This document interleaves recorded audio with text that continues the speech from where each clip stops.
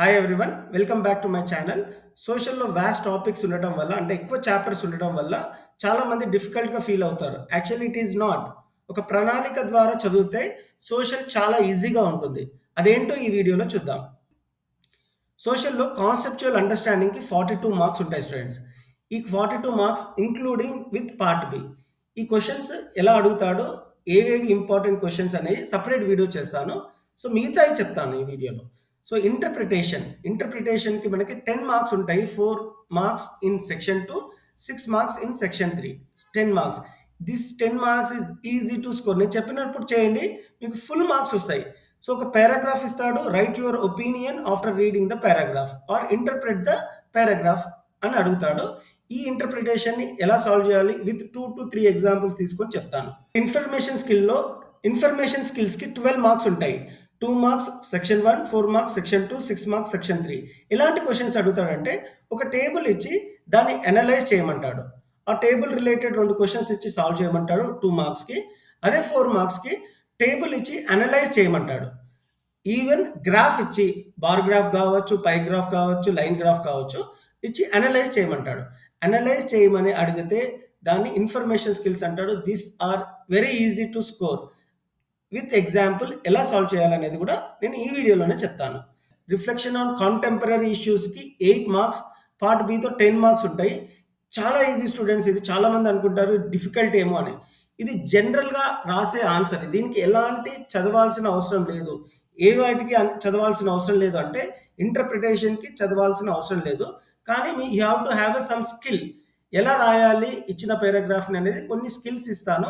అవి చదువుకుంటే చాలు. ఇన్ఫర్మేషన్ స్కిల్స్ కూడా ఎలాంటి కష్టపడాల్సిన అవసరం లేదు. దీనికి కొన్ని టిప్స్ ఇస్తాను. అవి ఫాలో అవుతే సరిపోతుంది. రిఫ్లెక్షన్ కూడా అంతే. ఎలాంటి క్వెషన్స్ అడుగుతారంటే, analyse the reasons for farmer suicides, discuss the solution. మీకు కొంచెం బేసిక్ నాలెడ్జ్ ఉండి దాని గురించి ఎలాబరేట్ చేసే 6 పాయింట్స్ మీకు 6 మార్క్స్ వచ్చినట్టే.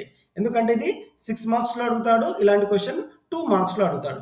సజెస్ట్ చేయమంటాడు, డిస్కస్ చేయమంటాడు. నువ్వు ఓన్‌గా 3 to 4 ఇంపార్టెంట్ పాయింట్స్ రాస్తే ఆ టాపిక్ సంబంధించి నీకు మార్క్స్ ఎక్కడ పోవు. సో లాస్ట్‌లో మ్యాపింగ్ స్కిల్స్. ఆల్రెడీ ఈ వీడియో నిన్న చేశాను. డిస్క్రిప్షన్ పార్ట్‌లో పెడతాను. ఇఫ్ యూ అట్ ఆల్ లాస్ట్‌లో మ్యాపింగ్ స్కిల్స్‌కి 12 మార్క్స్ ఉంటాయి స్టూడెంట్స్. Easy to score. నేను ఒక వీడియో చేశాను మ్యాపింగ్ స్కిల్స్‌కి. If at all you miss that video, description పార్ట్‌లో లింక్ ఉంది. Just have a glance. మీరు చూస్తున్నది social studies SSC question paper last ఇయర్ది 2023 బోర్డ్ ఎగ్జామ్ క్వశ్చన్ పేపర్. ఒక్కసారి అనాలిసిస్ చేద్దాము. సెక్షన్ 3లో 6 క్వశ్చన్స్ ఇస్తాడు. 4 క్వశ్చన్స్ మాత్రమే రాయాలి. 24 మార్క్స్, 6 మార్క్స్ ఈచ్ ఉంటుంది. మనకి ఇక్కడే స్కోరింగ్ ఏరియా ఉంటుంది స్టూడెంట్స్. మీకు కాన్సెప్చువల్ అండర్స్టాండింగ్లో క్వశ్చన్ ఆన్సర్స్ చదవకపోయినా ఈ సెక్షన్ ఈజీగా చేయొచ్చు. ఎలా అనేది చెప్తాను. కాన్సెప్చువల్ అండర్స్టాండింగ్లో ఫస్ట్ 2 క్వశ్చన్స్ ఉంటాయి సెక్షన్ 3లో. ఇక్కడ ఏం అడిగాడంటే, classify the Himalayas and explain the relation between India and China. So ఈ 2 కాన్సెప్చువల్ అండర్స్టాండింగ్. నేను కాన్సెప్చువల్ అండర్స్టాండింగ్లో ఉన్న ఇంపార్టెంట్ క్వశ్చన్స్ ఇంకో వీడియోలో చేస్తాను కదా. I will upload shortly. ఇక్కడ మీరు మిగతా 4 క్వశ్చన్స్ రాయాల్సి ఉంటుంది. అవి రాస్తే సరిపోతుంది. ఇంతకుముందు చెప్పినట్టు ఒక క్వశ్చన్ కంపల్సరీగా రిఫ్లెక్షన్ ఆన్ కాంటెంపరరీ ఇష్యూస్ గురించి అడుగుతాడు. అంటే అది ఎలా ఉంటుందంటే, సజెస్ట్ అనే క్వశ్చన్ డెఫినెట్గా ఉంటుంది. మీకు ఈ సోషల్లో టెక్స్ట్ బుక్లో ఎక్కడ చూసినా దొరకదు. ఎందుకంటే ఇది ఓన్గా అడుగుతాడు. మీరు సొంతంగా రాయాల్సి ఉంటుంది. ఎలాంటి ఉంటుందంటే question, why are the working condition of workers in unorganised sector not improving even today, suggest suitable measures. నువ్వు సజెస్ట్ చేయి. 6 పాయింట్స్ రాసే స్టూడెంట్స్ 6 మార్క్స్ వస్తాయి. Read the following paragraph and write your opinion. So ఇంతకుముందు చెప్పినట్టు ఇది ఇంటర్ప్రిటేషన్కి సంబంధించింది. పారాగ్రాఫ్కి నీ opinion రాయాలి. దీనికి 3 పాయింట్స్ ఉంటాయి స్టూడెంట్స్. ఎలా రాయాలనేది కూడా చెప్తాను. తర్వాత locate the following outline map of India. ఇక్కడ మీకు 6 మార్క్స్ వచ్చాయి. And observe the paragraph and analyse it. ఈ అనాలిసిస్ చేయాల్సి ఉంటుంది 3 పాయింట్స్లో. అవి కూడా చెప్తాను. So analyse, map pointing, opinion and last importantly suggest. ఇవి రాస్తే చాలు. సో ఇప్పుడు సెక్షన్ 2లో చూద్దాము. సెక్షన్ 2లో కూడా ఒక అనలైజ్ క్వశ్చన్ ఉంటుంది. టేబుల్ ఇచ్చి దానికి ఫుల్ మార్క్స్ రాయొచ్చు. ఒక మ్యాప్ ఉంటుంది, దానికి ఫుల్ మార్క్స్ వస్తాయి. పారాగ్రాఫ్ ఇంటర్ప్రెట్, ఇది కూడా అంతే. ఒపీనియన్ అన్న ఇంటర్ప్రెట్ అన్న ఒకటే, సేమ్ ప్రాసెస్. కాకపోతే 4 మార్క్స్ ఇక్కడ, 6 మార్క్స్ అక్కడ. ఇక్కడ ఒక ప్యాంప్లెట్ ఇస్తాడు. సెక్షన్ 1లో టేబుల్ ఇస్తాడు. ఇంతకుముందు చెప్పినట్టు 2 క్వశ్చన్స్ ఇది ఇన్ఫర్మేషన్ స్కిల్స్ నుంచి ఇస్తాడు. 2 మార్క్స్ ఈజీ టు స్కోర్. దీనికి పెద్దగా చదవాల్సిన అవసరమే లేదు students. Draw outline map of Telangana or India రెండిట్లో కంపల్సరీ ఒకటిస్తాడు. 2 మార్క్స్.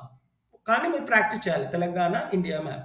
ఆర్ ఒక్కొక్కసారి మ్యాప్ ఇచ్చి ఆ మ్యాప్‌కి రిలేటెడ్‌గా 2 క్వెషన్స్ ఇస్తాడు. ఏదైనా ఈజీగానే ఉంటాయి. దీనికి పెద్దగా శ్రమించాల్సిన అవసరం లేదు. సో, మిగతా క్వెషన్స్ మాత్రం కాన్సెప్చువల్ అండర్‌స్టాండింగ్ నుంచి ఉంటుంది. అవి కూడా నేను సజెస్ట్ చేస్తాను. ఇప్పుడు మనము 2 ఇంపార్టెంట్ ఆన్సర్స్ గురించి డిస్కస్ చేద్దాం. ఒకటి పారాగ్రాఫ్ ఇస్తే ఎలా ఇంటర్ప్రెట్ చేయాలి ఆర్ ఎలా ఒపీనియన్ రాయాలి. సెకండ్ బార్‌గ్రాఫ్ అయినా, పైగ్రాఫ్ అయినా ఇస్తే ఎలా అనలైజ్ చేయాలి. ఈ 2 important questions and they are asking for both 6 marks and 4 marks. So let's discuss the one example. In many parts of the country, girls' education is still given less priority by the parents as compared to the boys' education. While girls may study for a few years, they may not complete their schooling. A welcome trend in Himachal Pradesh is the lower gender bias. Himachali parents have ambitious education goals for their girls, just as for their boys. So ఇది paragraph. మనం దీన్ని interpret చేయాలి are మన opinion రాయాలి. ఎలా రాయాలి అనేది కొన్ని ఇంపార్టెంట్ పాయింట్స్ చెప్తాను స్టూడెంట్స్. దాని ప్రకారమే రాయాలి. మీరు చూస్తున్నది SSC public examination social studies principles of valuation. మనం ఏ ఆన్సర్ అయినా దీని ప్రకారమే రాయాల్సి ఉంటుంది స్టూడెంట్. పారాగ్రాఫ్ని మనము ఈ 3 పాయింట్స్ ద్వారా రాయాలి. Understanding the content of the given para రాసినందుకు 1.5 మార్క్, ఇంటర్ప్రిటేషన్ విత్ ఎగ్జాంపుల్ రాసినందుకు 3 మార్క్స్, కంక్లూజన్ ఆర్ సజెషన్ రాసినందుకు 1.5 మార్క్.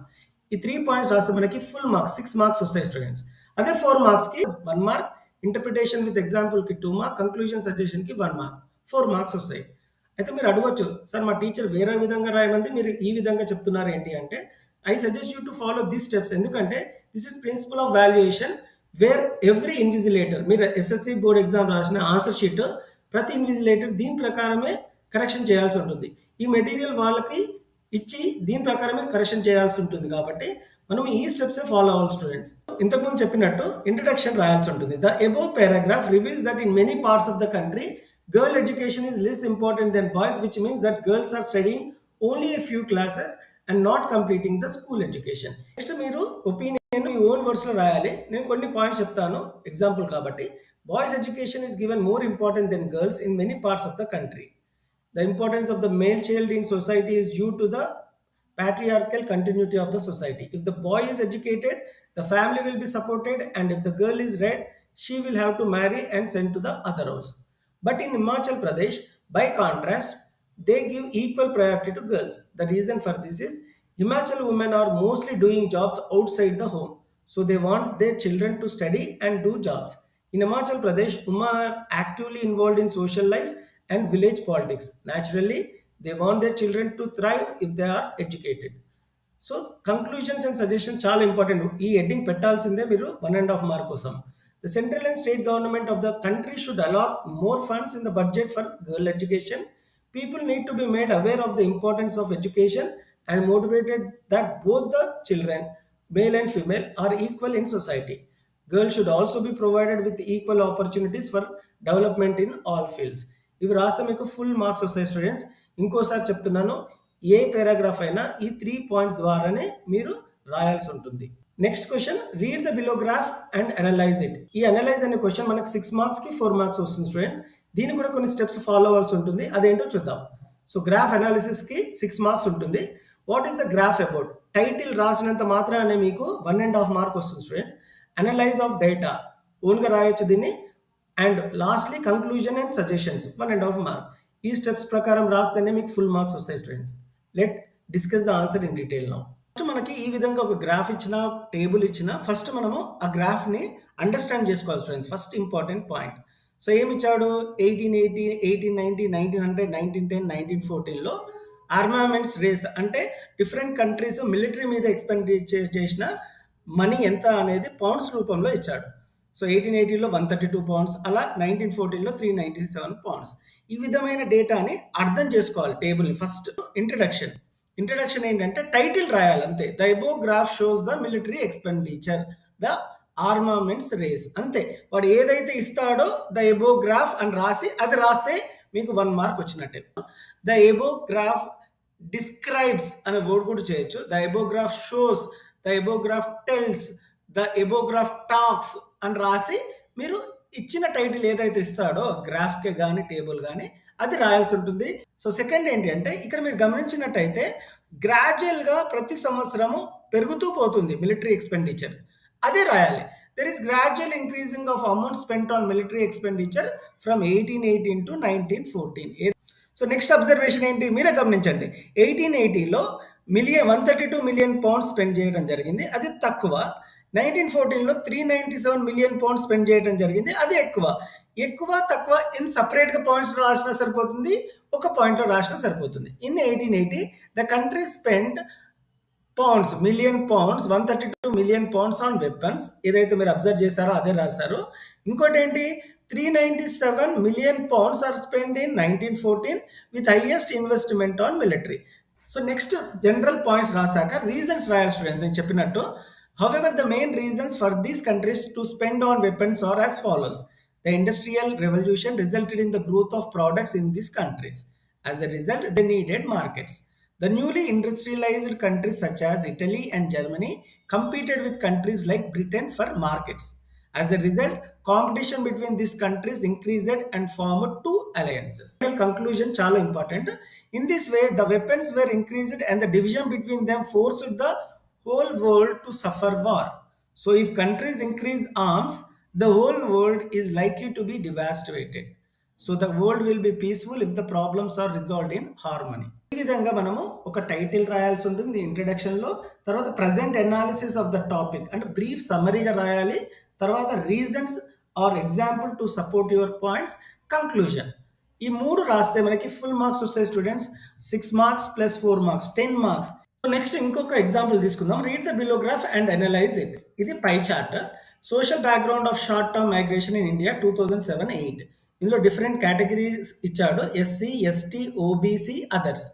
సో దీనికి మనము అనలైజ్ చేయాలి. సో మీరే చెప్పండి ఎలా స్టార్ట్ చేయాలి. First point as title introduction ఏదైతే ఇచ్చిందో, the below pie chart shows that social background of short term migration in India 2007-8. That is the first point. Next, the migrants given in the chart or graph. ఇక్కడ chart అయినా రాయొచ్చు, graph అయినా రాయొచ్చు. ఇక్కడ pie graph కాబట్టి graph తీసుకుందాము. The migrants given in the graph, pie graph or, ఎవరెవరు ఇచ్చారు మైగ్రెంట్స్, ఎవరెవరికి, SC, ST, OBC and others. ఎవరెవరైతే మైగ్రెంట్స్ ఇచ్చారో వాళ్ళ పేరుని ఒక పాయింట్ రూపంలో సపరేట్గా రాయాల్సి ఉంటుంది. Next, of these the schedule caste or 19. ఎంత పర్సెంటేజ్ ఉంది schedule caste? 19%. Schedule tribes 23%. So of these, the scheduled castes are 19%, blue color, 23% are scheduled tribes, others are 18% and other backward OBC are 40%. So మీరు ఏదైతే గమనించారో, ఏదైతే ఇచ్చారో information separate పాయింట్గా రాయాల్సి ఉంటుంది. సో ఇక్కడ మీరు గమనించినదైతే least migrants are 18% to others. ఏ కేటగిరీ వాళ్ళు? Others 18% to others. And highest మీరే గమనించండి, హైయెస్ట్ మైగ్రెంట్స్ ఎవరు? ఓబీసీ, గ్రీన్ ఓబీసీ ఉంది కాబట్టి OBC are highest migrants with 40%. ఏదైతే గమనించారో అదే రాయాల్సి ఉంటుంది సింపుల్గా. సో ఇక్కడ రీజన్స్ ఫర్ మైగ్రేషన్ రాయాల్సి ఉంటుంది, important. Due to crisis situation in rural areas. ఎందుకు మైగ్రేట్ అవుతున్నారు? క్రైసిస్ ఉంది కాబట్టి మైగ్రేట్ అవుతున్నారు. Lack of employment in rural areas, lack of proper income despite employment in rural areas, loss of employment due to outsiders in some tribal areas, construction of dams, minings and making people displaced by exile. So ఈ విధమైన general points రాయాల్సి ఉంటుంది. And last మీ అందరికి తెలుసు conclusion. The government should provide employment to the people under the employment guarantee act. The Employment Guarantee Act should also apply to the agriculture sector. This will also provide employment to the people throughout the year to reduce the migration. Table ఇస్తే ఎలా రాయాలో చూద్దాం. So ఇక్కడ table ఏంటి అంటే the employment in the organised and unorganised sector and their contribution to the GDP. ఇది heading. So మనం ఏం రాయాలి? First point the above table describes or tells or shows అని రాయాలి. షోస్ ఎంప్లాయ్ సేమ్ ఇది ఏదైతే ఉందో అదే రాయాల్సి ఉంటుంది. మనకి టైటిల్ 1 మార్క్ వచ్చేసింది.